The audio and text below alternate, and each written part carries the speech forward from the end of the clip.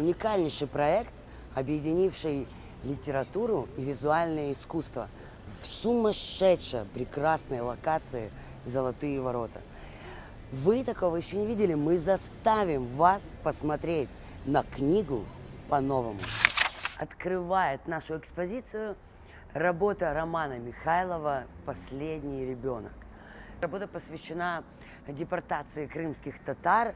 Это работа из вагонов, ребята, которые совершенно не предназначены для транспортировки людей, но именно в них транспортировали крымских татар. Эту страницу крайне сложно перевернуть. Анна Звягинцева, объект «Пустая книга».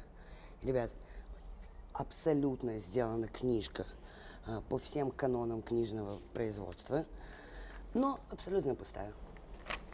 И автор призывает нас задуматься, так что же сейчас выходит на первое место? Качество изданной книжки или текст в ней?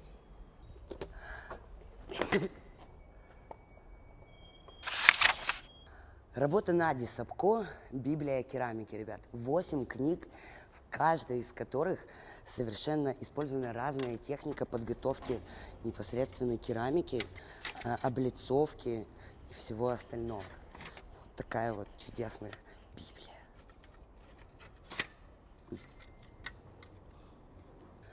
Посмотрите, это так классно лапать. Это разные фактуры, ребят. Работа Ксении Гнилицкой «Полиптих из керамики. Крыхкость самоидентификации». Лично я, ребята, называю эту работу «Конституция, которую мы заслужили». Заметьте, это представленные законы, по которым мы с вами жили за всю историю на этих территориях Украины. Руська правда, Литовский статут, Конституция Пилипа Орлика. Конечно, здесь Ксюшенька немного простебалась, потому что вообще Конституция Пилипа Орлика, ребята, вот такая вот, это 2 странички. Но это же помпезно. Ну и, собственно говоря, Конституция, которую мы заслужили. Наша единственная живопись на экспозиции Валерия Трубина с картиной «Книга». У картины очень интересная история, потому что сама Трубина из Луганска, и тогда, когда начались боевые действия, людям пришлось полить книги, чтобы утеплить, чтобы было тепло в своих домах. И, собственно говоря, Валерии пришлось спалить книгу об Иосифе Сталине, которую подарили ее деду на взятие Берлина, что очень сильно поразило ее, и она запечатлела этот момент на своем произведении. Это, собственно говоря, моя работа, ребят. Я считаю, что то, что ты читаешь, делает тебя. Поэтому читай больше.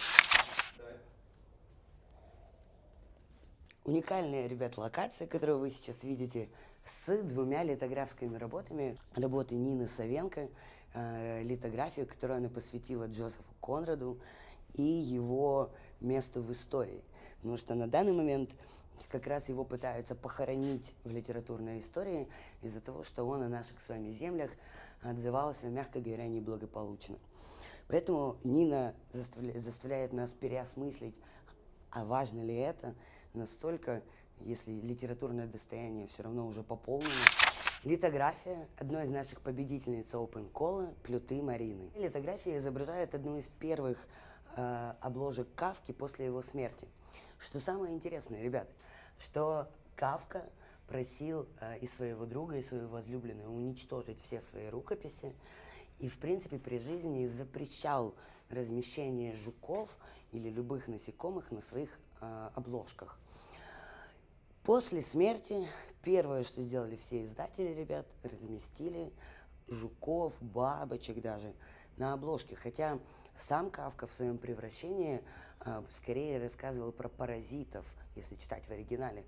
К сожалению, это минусы переводов. Вот эта обложка призывает вас задуматься о том, так что же важнее, наследие человечества или желание человека при жизни? Потому что все, что мы сейчас знаем о Кафке, он не хотел.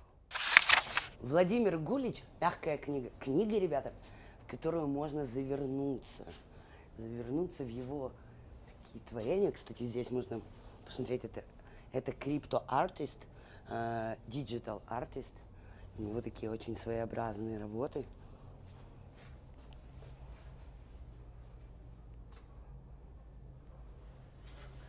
Вот. Ну и самое классное, что можно сделать вот так вот. Работа Алексея Салманова «Знание – это сила». Работа была специально сотворена для Золотых Ворот в их бойницах, которые олицетворяют то, что, в принципе, знание может намного сильнее защитить вас, чем незнание.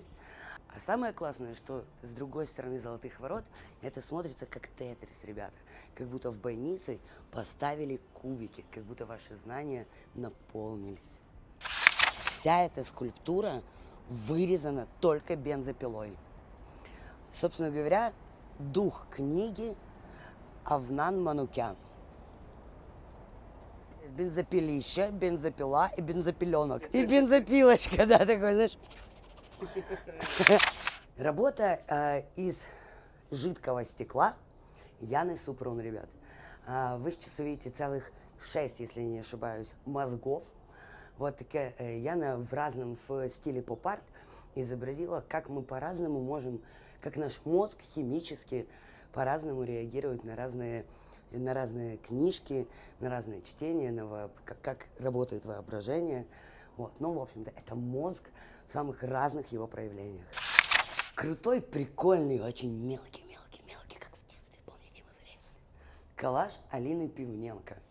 Собственно говоря, Алина создает из мелких деталей, из кучей журналов, создает свои работы известных личностей. Но для нашей выставки Алина сделала письмо, это реальное письмо Оскара Уайльда своему возлюбленному. Аудиоинсталляция «Голос золотых», придуманная Ольгой Узловой, додуманная мною и сотворенная Максимом Курушевым. Идея состоит в том, что 1 минута аудиоинсталляции представляет 1 столетие, что слышали эти стены на своем веку. Церковь, которая была реконструирована, поскольку никто не знает, как она выглядела, но нам позволили сюда окунуться. Вы послушайте, какая это атмосфера.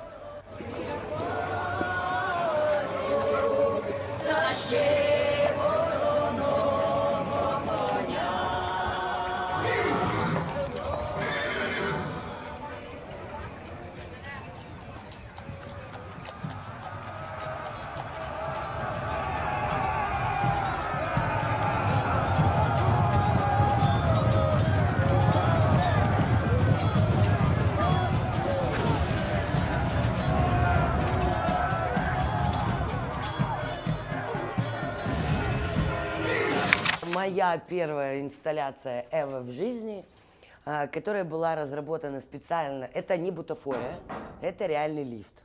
Значит, эта конструкция была реально разработана специально с заводом Евроформат. Называется «Лифт эволюции». Собственно говоря, в чем задумка? 30 лет украинской независимости на кнопках внутри, если вы посмотрите, и начинается с 91-го и заканчивается 21 годом. Вот. Все девайсы и всякая хрень, которая очень быстро теряет актуальность, да, и уходит в небытие, ну и книги, и шедевры, которые как раз вне времени. Самое интересное, лично я хотела не заморачиваться, взять кабину лифта и долбануть ее трактором и согнуть себе, собственно говоря, ну, типа форму часов. Вот. Оказалось, ребята, что лифты делаются из такого материала, что вы не можете долбануть, она не согнется. Короче, либо коцнется ковш у трактора, либо просто будет дырка в лифте. Но сгиба вот этого не будет, поэтому они разрабатывали реально, это кабина реального лифта с доработка инженеров. Максим Мазур и видеоинсталляция «Метадата». Инсталляция состоит из 2 объектов, ребят. Это закрашенная книга и видео актового зала, как символы развалин бывших принципов, бывших ценностей. Ну и, собственно говоря, вопрос, который ставит художник, на что же теперь опираться личности в своем становлении. Даниил Галкин и «Библия цвета». Собственно говоря, эта вся книга сделана, ребята, из детского картона, который подразумевает то, что вы сможете потом сотворить все, что угодно, и раскрашена вручную Даниилом 1000 цветов, 1000 оттенков, вот, которые дублируют непосредственно планшет сзади. В этом уголке, собственно, вы можете наблюдать работы ребят из частной литографской мастерской 30. Непосредственно Алиса Готс, работа «Книга», которая посвящена Мартину Хайдеггеру и его книге «Бытие и время». И Тарас Каблюк, мой любимый Рэй Брэдбери и 451 градус по Фаренгейту. Надея Харт, победитель нашего Open Call, кстати, вы всегда можете поучаствовать, со своей первой скульптурной инсталляцией, которая называется «Другая жизнь».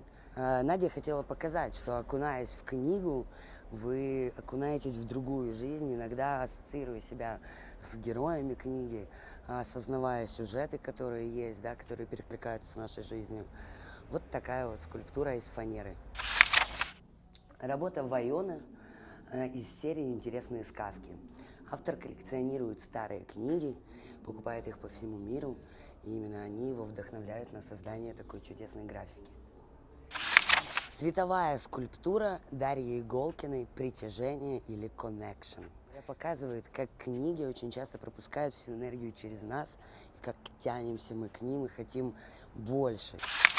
Еще один победитель нашего Open Call, крутейший, как по мне, иллюстратор Олег Симак. По словам Олега, ему достался террариум, вот, и он решил обыграть его в своей манере, представив работу как целую инсталляцию. Вы можете посмотреть, там такие. Вырезка из саги «Обо мне беременной» Марии Куликовской. А это на реальных документах о беременности Мария нарисовала, у нее была достаточно сложная беременность, и она выплескивала всю боль вот в своих акварелях. К сожалению, из-за того места, где мы с вами находимся, не все акварели Марии смогли быть представлены. Но вот вы здесь видите самые такие лайтовые, ребята, работы Марии, ну, опять-таки лайтовые, для музея «Золотые ворота», конечно. Еще один победитель нашего Open Call – коллажистка Лена Летина. Собственно, вот представлены здесь ее два коллажа, две работы, которые называются «По мотивам Александра Блока» и посвящены его творчеству. Объект инсталляция Нины Мурашкиной «Цветок моей страсти». Ребят, ну Нина Мурашкина, в принципе, для меня это такое олицетворение, как по мне, женского сумасшествия и страсти. Поэтому вот ее вариант, как может книжка повлиять на вас.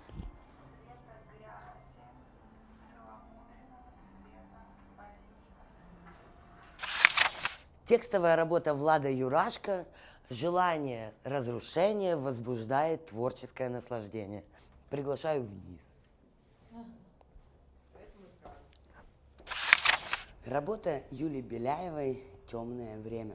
Керамическая книга, где вы можете лицезреть дату создания интернета.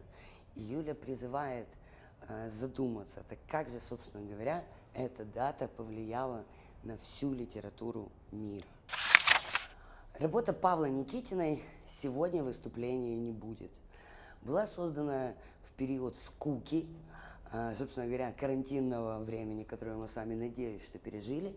Это скульптурная копия одной из картин чешского художника, вот, где Павла добавила свои небольшие такие детали. Работа на ткани Щербиной Анны – это разворот книги, ребят, откуда мы все с вами знаем старинное изображение золотых ворот 14-15 века. Вот, Анна представила в своей интерпретации. Инсталляция называется «Чистые объекты». И Мирослав представил в разных ипостасиях скульптур книги как отдельные целостные объекты. Чувственность цвета именно сюда предлагает Мирослав Вайда окунуться каждому смотрящему на его объекты. Книга как символ бесконечности, цвет как символ бесконечности. Именно это объединяет в своей экспозиции Мирослав. Не могли, конечно же, мы пройти мимо артбуков. Поэтому артбуками у нас представлен Гамлет Зиньковский. Собственно говоря, 4 его артбука, ребята. «Сутки», «Темный», «Сам» и «Одно». Вот. Каждый из них сделан абсолютно вручную, с рисунками Гамлета.